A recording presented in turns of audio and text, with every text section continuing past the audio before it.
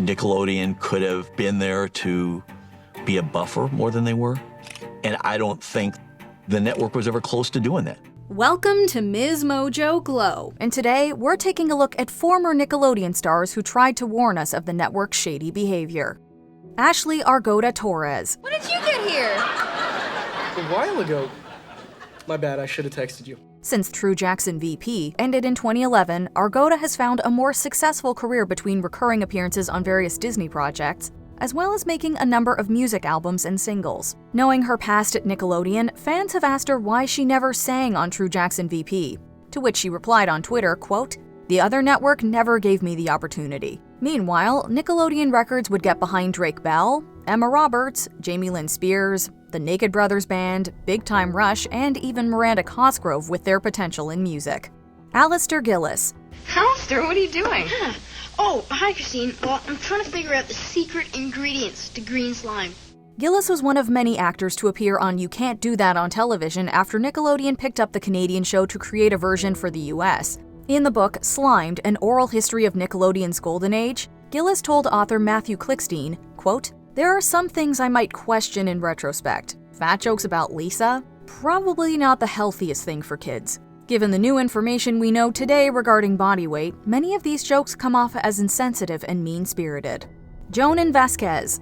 Many animators began resenting SpongeBob SquarePants as the network kept pushing for shows to be like our favorite Sea Sponge. One such case was with Jon Vasquez, the creator of the notoriously dark cartoon Invader Zim. Sometimes it works out, sometimes it doesn't, but it's at least memorable and shows the telltale signs of my approach.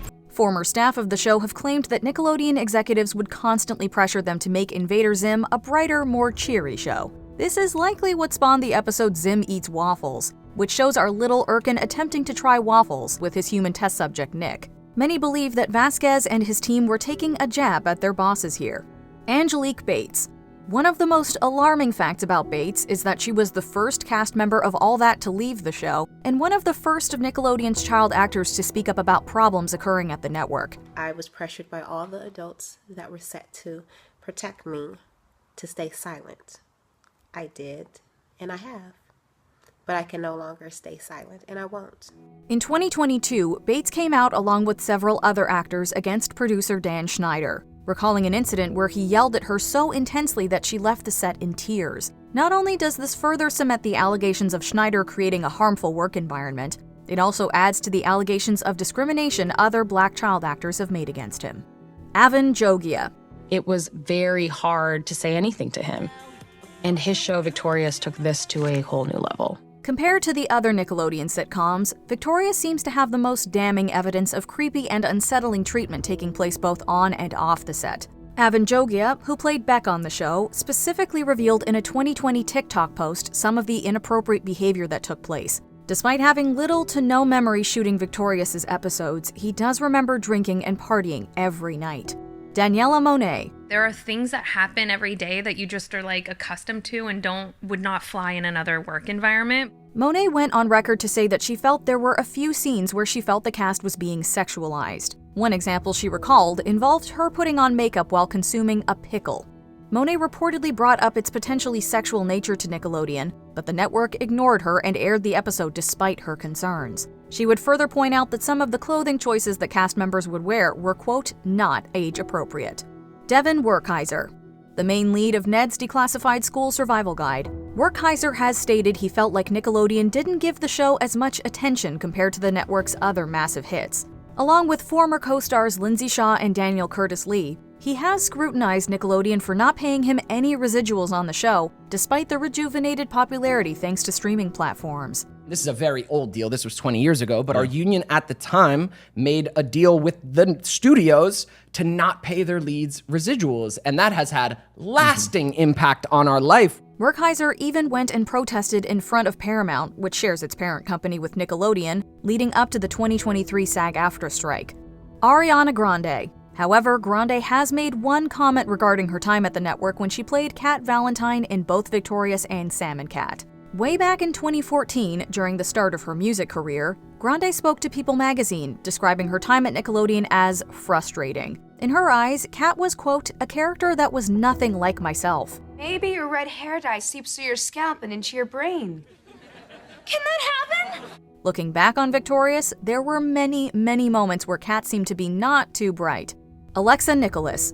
In recent years, Nicholas has stated how she felt unsafe during her time at Nickelodeon, particularly when Dan Schneider was around. According to Nicholas, Schneider kept the work environment tense as he yelled at staff and always wanted to be present during her costume fittings. He would sit in the chair, and I would come out and I would do a spin, and then he would look at the wardrobe artist and say, "Can I have the Polaroids?" I just got like a full body chill. It's bad.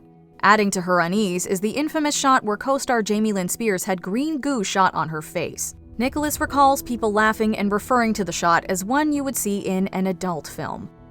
Janette Mccarty. McCarty spoke up about her experiences in somewhat subtle ways, such as in her web series What's Next for Sarah, which tells the story of an actress whose life begins to crumble after her show gets canceled. But when she released her book I'm Glad My Mom Died in 2022, McCarty exposed everything. Referring to someone only known as the creator, McCarty reveals several instances where this person, widely believed to be Schneider, created a toxic work environment and forced her and other actors to drink alcohol. She even claimed that Nickelodeon offered McCarty $300,000 to never speak about her experiences on set. I just said, no, it's not happening. That sounds like hush money to me. Not doing it, not taking it. Since the memoir came out, many former Nickelodeon staff have come out to tell their stories, eventually leading up to the biggest disturbance that we now know as quiet on set. The sad part is that there are likely hundreds more out there waiting to speak up. My hope is that with every voice that comes out, something changes.